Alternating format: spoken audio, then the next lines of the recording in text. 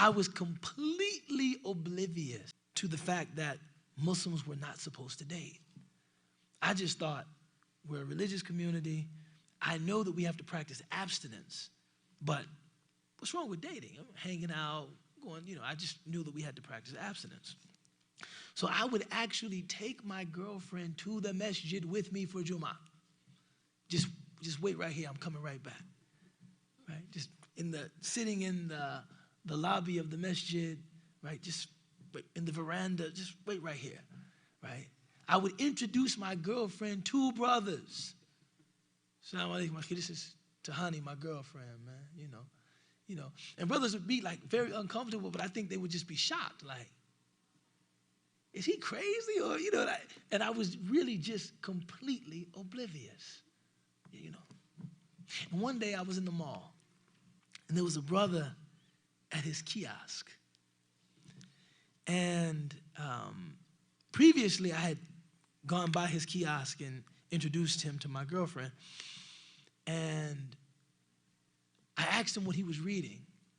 And he said, I'm reading a book on al-amru bil-ma'ruf wa nahyu 'anil munkar.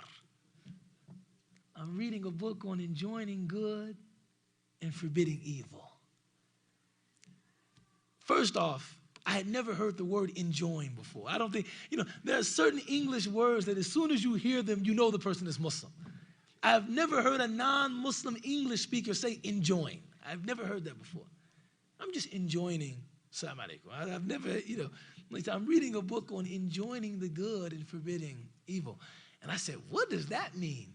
He said, well, if someone is doing something wrong, you should encourage them to do right. I said, give me an example. I said, give me an example. He said, if there was a young brother that was spending time with a young lady in a way that I thought was potentially detrimental for his spiritual development. This book is offering lessons about how I should approach that brother. And I said, well, how would you approach him? How would you approach him, right?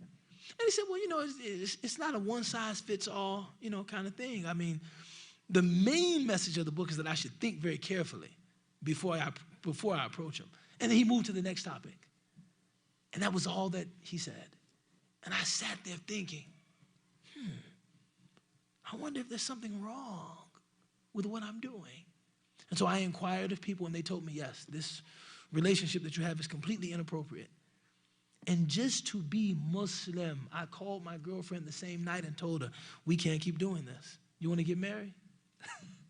She said, you're 16 years old, you live with your mother, of course we're not getting married. Okay, I just thought I would throw that out there because that's what brothers told me, that we would have to be married. And that was just the end of that. Never talked to her again. I've never seen her after that. Just to practice Islam.